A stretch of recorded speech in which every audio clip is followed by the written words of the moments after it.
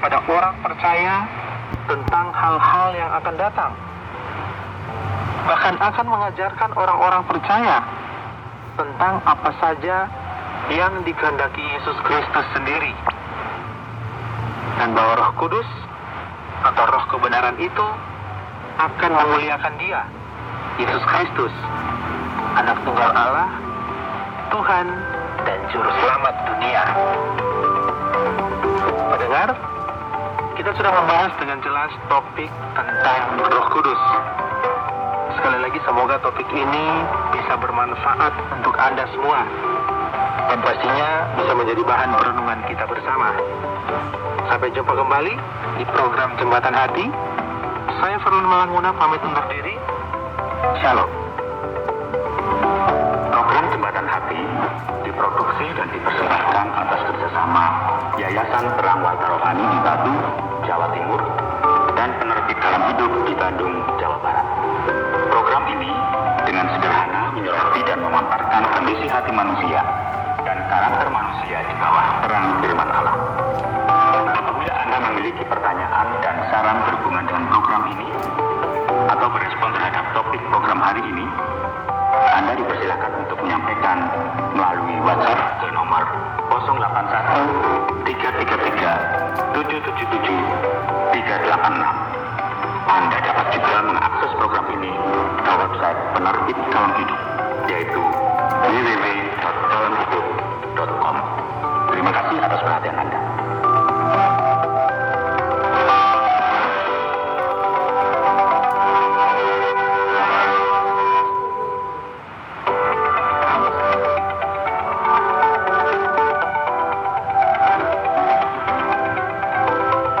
Shalom pendengar, senang ya bisa kembali bersama dalam program Jembatan Hati. Sahabat, pada edisi kali ini kita akan bersama-sama membahas topik yaitu Roh Kudus. Sebuah topik yang menarik, bukan? Mari bersama kita simak narasi berikut ini. Sahabat, Roh Kudus ini bukanlah sebutan yang asing, khususnya bagi orang-orang Kristen yang percaya kepada Yesus Kristus sebagai Tuhan dan Juru Selamat manusia dan dunia ini. Bagi orang Kristen, sebutan Roh Kudus ini sudah didengarnya sejak di usia kanak-kanak. Dalam setiap gereja dikenal berbagai kelompok pelayanan. Misalnya kelompok remaja, pemuda hingga lansia.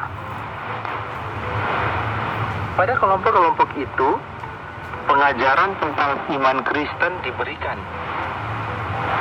Dan salah satu pokok iman Kristen adalah tentang Roh Kudus.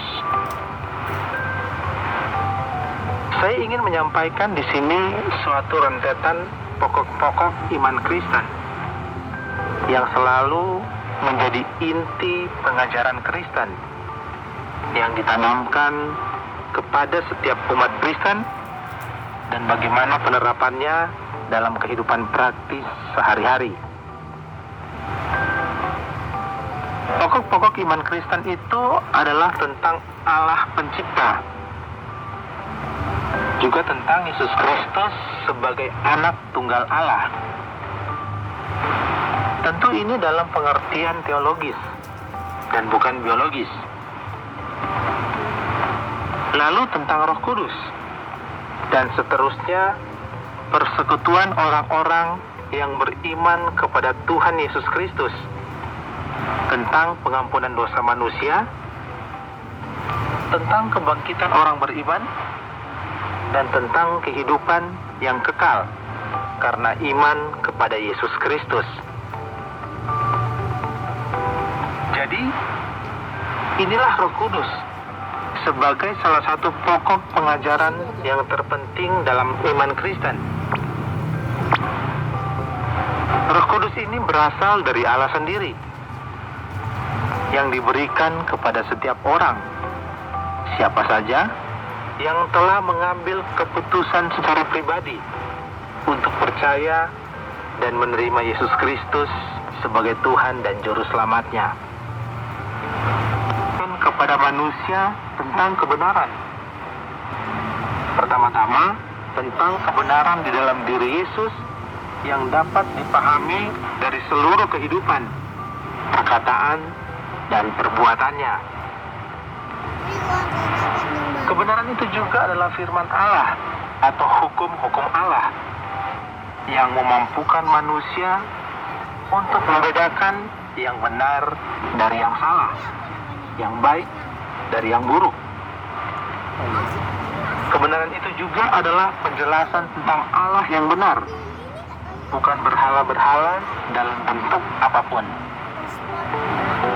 Yesus juga menekankan hal kebenaran, yang berarti Dia benar-benar akan meninggalkan mereka melalui sengsara dan kematiannya sebagai manusia, tetapi akan bangkit dari antara orang mati, naik ke sorga, dan duduk di atas tahta yang disediakan Allah Bapanya untuk memerintah seisi dunia ini.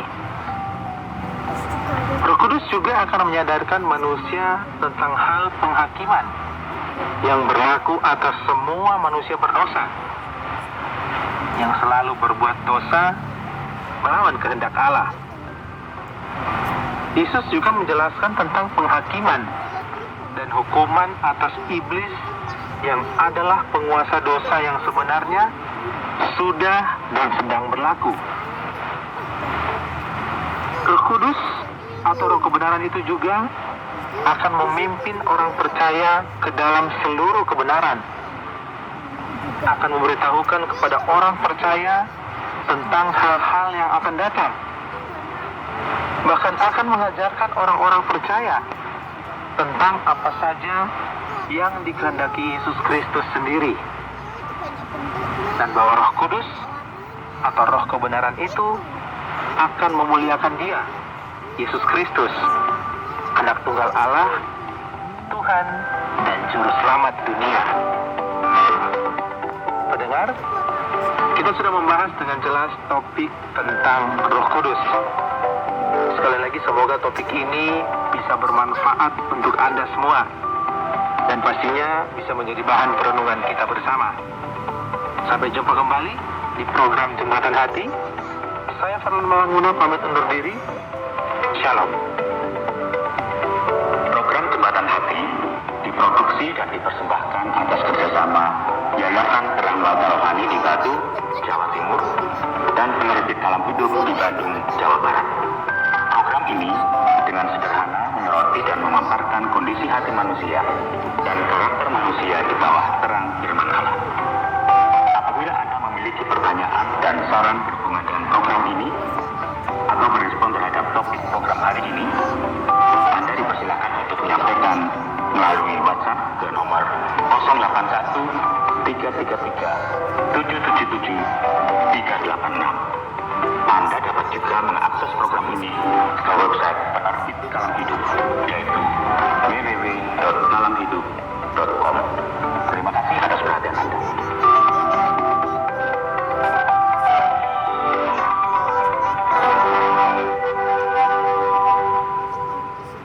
Sahabat, tanpa terasa 30 menit telah kita lalui bersama.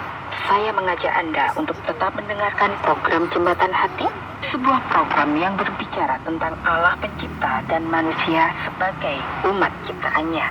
Di minggu depan, ada gelombang 25 meter atau frekuensi 11.965 kHz.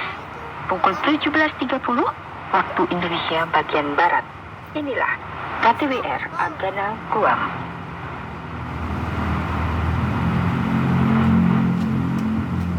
Ini radio apa? Sangkakala. Enggak, maksudnya yang Sangkakala yang di ini. Yang di depan jalan apa? Ya, Malang. Sekarang lagi jelek loh. Oh iya, Bang. Kita jelek sih, Pak.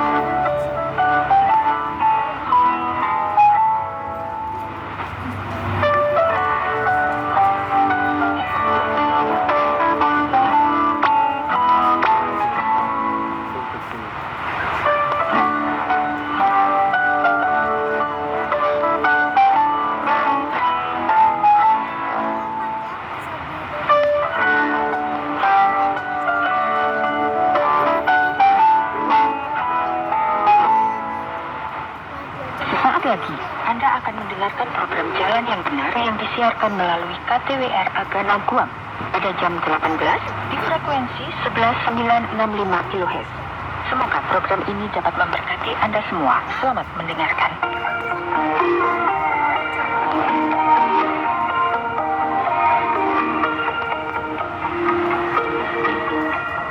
Selamat datang ke program Jalan yang Benar. Hari kita belajar mengenai Nabi Yesaya. Yesaya adalah seorang imam yang bekerja di bait suci yang dibina Salomo di Yerusalem. Dia hidup 700 tahun sebelum Mesias. Setiap hari Yesaya dan imam-imam lain berhikmat untuk mempersembahkan korban haiwan di atas mazbah kepada Allah. Pengorbanan ini adalah gambaran tentang Mesias yang akan menumpahkan darahnya untuk dosa-dosa dunia. Yesaya pasal ke-6 ayat ke-1 hingga 8. Dalam tahun matinya Raja Uzia, aku melihat Tuhan duduk di atas takhta yang tinggi dan berjulang ke ujung jubahnya memenuhi bait suci. Para serafim berdiri di sebelah atasnya masing-masing mempunyai 6 sayap.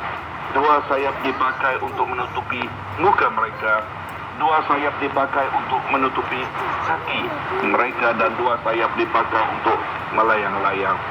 Dan mereka berseru seorang kepada seorang, katanya, Kudus, Kudus, Kudus Tuhan semesta alam, seluruh bumi penuh kemuliaannya.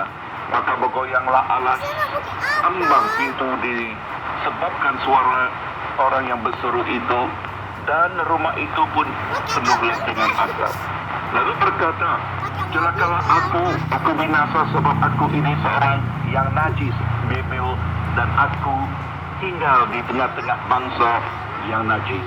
Namun mataku telah melihat Sang Raja, yaitu Tuhan semesta alam. Tetapi seorang daripada serafim itu terbang mendekat aku. Di tangannya ada bara yang diambilnya dengan sepit di atas mezbah. Ia menyentuhnya kepada mulutku serta berkata, lihat, ini telah menyentuh bibirmu, maka kesalahanmu telah dihapus dan dosa telah diampuni. Lalu aku mendengar suara Tuhan berkata, siapakah yang akan kuutus dan siapakah yang mau pergi untuk aku? Maka sahut